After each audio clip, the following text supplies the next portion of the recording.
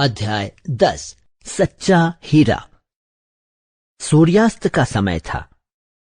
पक्षी चहचहाते हुए अपने अपने घोंसले की ओर जा रहे थे। गांव की कुछ स्त्रियां पानी भरने के लिए घड़े लेकर कुएं की ओर जा रही थीं। पानी भरकर कुछ स्त्रियां तो अपने घरों को लौट गईं, परंतु उनमें से 4 कुएं की पक्की जगत पर बैठकर आपस में अपनी अपनी बातें करने लगी। बातचीत करते करते बात बेटों पर आ पहुंची। उनमें से एक स्त्री बहुत होशियार लग रही थी। वह कहने लगी, भगवान सबको मेरे बेटे जैसा बेटा दे। मेरा बेटा लाखों में एक है, हीरा है। उसका कंठ इतना मधुर है कि उसका गाना मन को मोह लेता है। उसके गीत को सुनकर कोयल और मैना भी मुग्ध हो जाती हैं। लोग बड़े चाव से उसका गीत सुनते हैं। उसकी बात सुनकर दूसरी स्त्री का मन हुआ कि वह भी अपने बेटे की प्रशंसा करे। उसने पहली स्त्री से कहा, मेरा बेटा तो भीम जैसा है। वह बहुत ही ताकतवर और बहादुर है। वह बड़े बड़े बहादुरों को भी पछाड़ देता है। वह इस युग का भीम है। यह सब सुनकर तीसरी औरत भला कैसे चुप रहती। उसने भी अपने बेटे के बारे में कहा, मेरा बेटा पढ़ने में बहुत तेज है। वह जो कुछ पढ़ता है एकदम याद कर लेता है। ऐसा लगता है मानो उसके कंठ में सरस्वती का निवास हो। हीरा है हीरा मेरा बेटा। तीनों औरतों की बातें सुनकर चौथी स्त्री चुपचाप बैठी रही।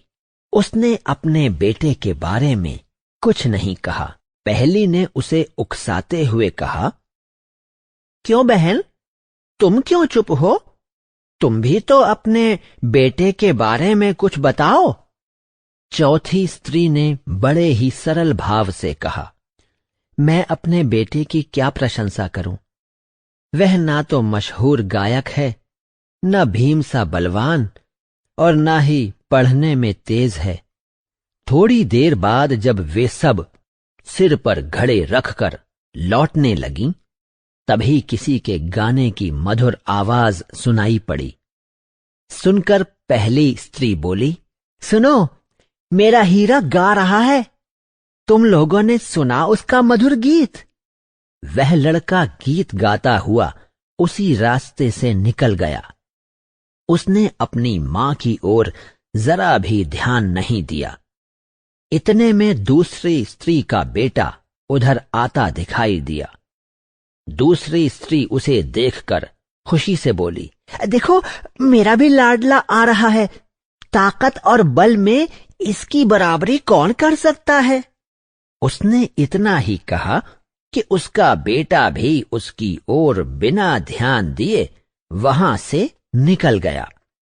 वे कुछ आगे बढ़ीं तो एकाएक तीसरी स्त्री का बेटा उधर से कुछ श्लोकों का पाठ करता हुआ निकला। उसके उच्चारण से ऐसा लग रहा था मानो उसके कंठ में साक्षात सरस्वती का निवास हो। तीसरी स्त्री ने गर्व से कहा, देखो, यही है मेरा असली हीरा। इसके ऊपर गुरु की कृपा है, सरस्वती का निवास है। परंतु उसके बेटे ने भी मां की ओर देखकर अनदेखा कर दिया और आगे निकल गया। वह अभी थोड़ी ही दूर गया था कि चौथी स्त्री का बेटा अचानक उधर से आ निकला। वह देखने में बहुत ही सीधा सादा और सरल स्वभाव का लग रहा था। उसे देखकर चौथी स्त्री ने कहा, बहन, यही मेरा बेटा है। चौथी स्त्री उसके बारे में बता रही थी कि उसका बेटा उसके पास पहुंचा। वह अपनी मां को देखकर रुक गया और बोला, मां, घड़ा दो, मैं तुम्हारा घड़ा घर तक पहुंचा दूं। स्त्री के मना करने पर भी उसने मां के सिर से पानी का भरा घड़ा उतारकर अपने सिर पर रख लिया और घर की ओर चल पड़ा। उसकी मां उसके पीछे पीछे मुस्कुराते हुए चल दी। तीनों औरतें बड़े ही आश्चर्य से चौथी स्त्री के बेटे को देखती रह गईं। एक वृद्धा जो बहुत देर से इन औरतों के पीछे चलती हुई इनकी बातें सुन रही थी, उनके पास आकर बोली, देखती क्या हो, यही सच्चा हीरा है और गुणों की खान।